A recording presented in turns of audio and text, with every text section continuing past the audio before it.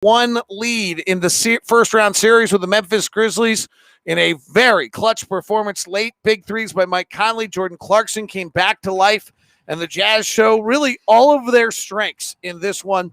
And Ron Boone is along with me to talk about it. It's POSTCAST.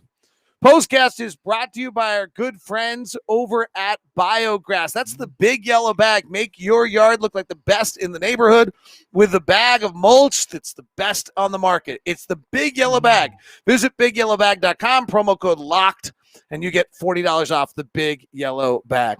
All right, Ron Boone, what jumped out to you on this one? Well, again, just the way the Jazz were able to hold the Memphis Grizzlies off. I mean, the Jazz didn't lose a quarter until the fourth quarter. I mean, they won all 3 quarters here tonight. The field goal percentage was good. 3-point shooting was good. I mean, everything was just fell into place. But I thought the runs that Memphis had, the Jazz was able to hold them off and then make an answer themselves. The Memphis is not going away, and the perspective probably from some fans is it's heart-wrenching, right? But maybe the perspective should be, wow, that's crazy impressive by Utah that they're able to keep withstanding that and still taking control. The Jazz, since Donovan's come back, have actually led for basically 130 of the 144 minutes in this series.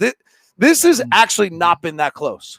It hasn't been, but the games have been exciting, I think. And so if you don't look at those numbers there, and then you think about the way the game was played, and you're looking back, oh, does Memphis have a chance, or that type of thing? It's just made it exciting. But those are very impressive numbers there. 144 minutes, 130 minutes of the 144. I mean, that's just show a little veteran team that knows how to win games. The Jazz burst out for 41 third quarter points. That's really where they took control of this game, and then they just held the Grizzlies off the rest of the way, made enough plays. They actually did not make a 2-point shot in the fourth quarter of this game.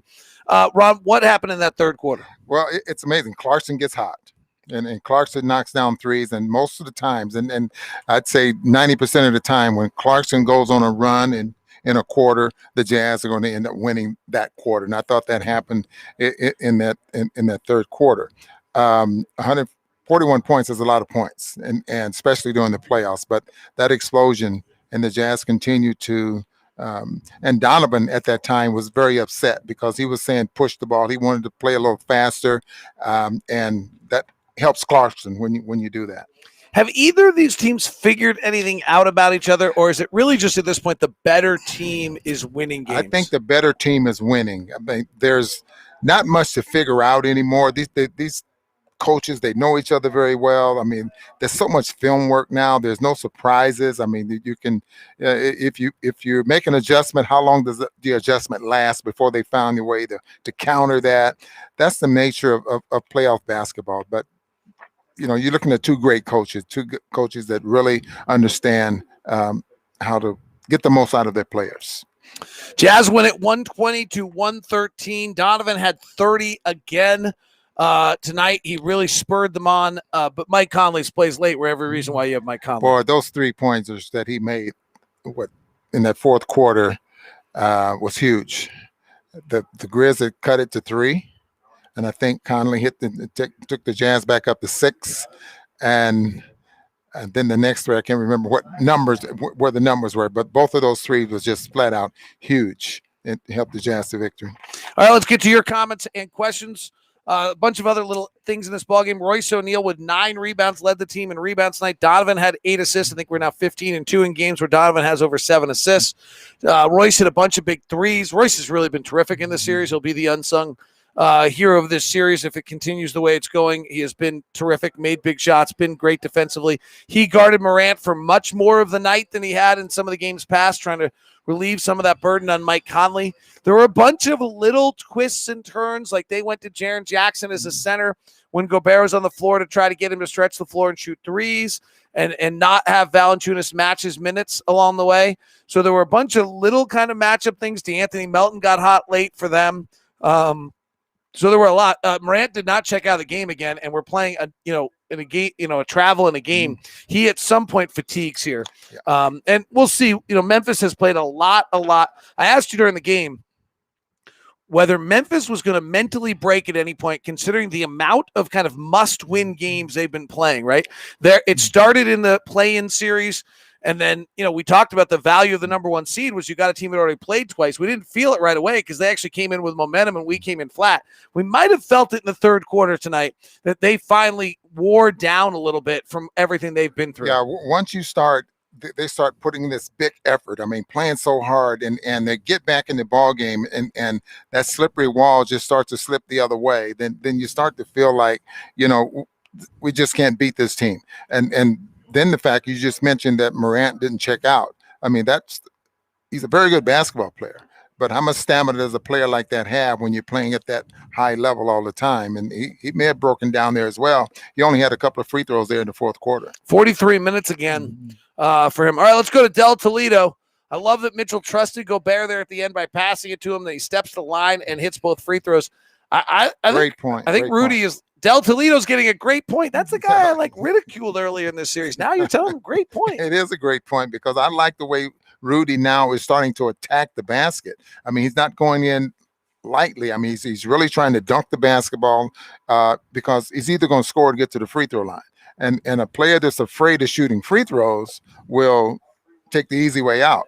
And so Rudy's going very strong to the basket. Really good point. And I think he's now 10 of 12 on clutch free throws this year. All right, let's go.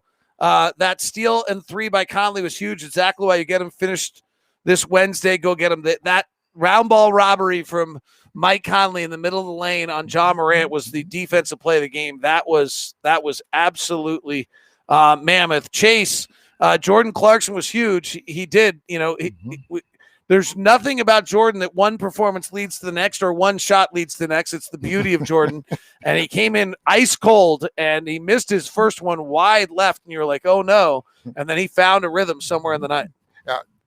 You can expect something good out of Jordan Clarkson, if it's only 2 possessions. But when he goes on a run like that, the Jazz usually have a very good quarter. Jack says on Facebook, remember when we were all worried about Royce and his shooting in the second half of the season? He is having a great series. He is. I don't know his shooting numbers off the top of my head. And there's no way in the dark we're going to be able to tell you what he shot tonight unless they change our screen. Good luck, Ron. Ron's he was 3 for 5 from 3 points. 3 for 5 from 3. Yeah. How are your eyes at 61 years old are that good? I have no idea. 61. I'll take 61. Let's go back. Another one from Facebook. Great win. We will need more from Ingles. I thought Joe was better tonight. He was really out of sorts the other night. Watching the game over again was kind of stunning, honestly, on just the amount of plays he kind of just tapped out of. But I thought he was more engaged and involved tonight and made some plays and was the third ball handler, and it had an impact on the game. Yeah, when he doesn't have to be that premier ball handler, he's I don't know. It kind of affects him a little bit sometimes, but I don't know. It's just not one of those series where he's going to play well against, I think. Mike Conley, not spelled that way, is become the Memphis villain. Kind of like that concept. That's been a fun storyline. They stopped Ja from going to his left. Nice steal by Royce on one possession. I mean, if you have tendencies and you're playing a playoff series, the other team does begin to figure them out. Yeah.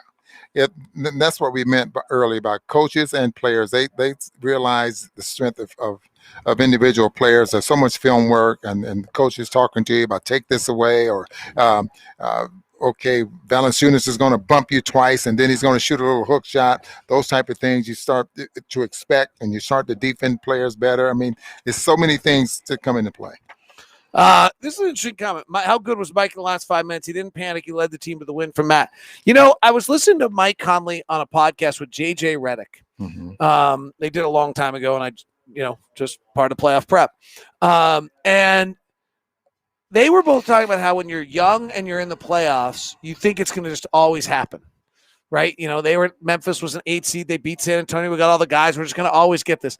Mike is playing this playoff series with a perspective that nobody else in this roster understands. And that is that you can suddenly not make the playoffs. Yeah. Like Donovan and Rudy just think they're going to be in the playoffs forever and have a chance for the title every year. And Mike Conley knows that it is fleeting, and he is playing as though he knows that. Yeah, he knows what it's like to not be in the playoffs, right? Yeah. Or how hard it is. And I mean, how hard it is. You know, he was talking back about when they were up 2-1 on the Warriors, and then he gets hit in the face and has the orbital this and that, and they're wondering, you know, he says, guys, I got all these moments I wonder about. But when they happened, you were like, okay, well, I'll get him next time. Yeah. And then all of a sudden, next time's gone. And he's got a little bit of a different perspective in this series because of that. All right, let me run through some of the questions and see. Oh, well, here's the most important question of the night. Who am I getting to do the cover quote for my new book? The thing about the Eurofoul. The one and only. It's a new book. We announced it today on the air. A new book coming out. It'll be available on Amazon. And it's the one thing about the Eurofoul. Like, you've seen those books, like 100 Things to Be a Jazz Fan. Jody wrote a book. Like, this is the one thing about the Eurofoul. Ron is writing the foreword. It's going to be brief, and it's going to be like, why do I have to hear about this beeping thing again? And then it'll be the one thing. So it'll be like a 1-page book, but it'll be out shortly. Get your autograph copy. That's right. And we'll do a signing party, and then we'll have more autographs on it than actually books. All right, Jazz win it. A lot of fun. 120, 113. Thanks for tuning in. We'll do Lockdown Jazz for you tomorrow. We'll do a rewatch and have that for you as well. All the usual stuff. Thanks for tuning in.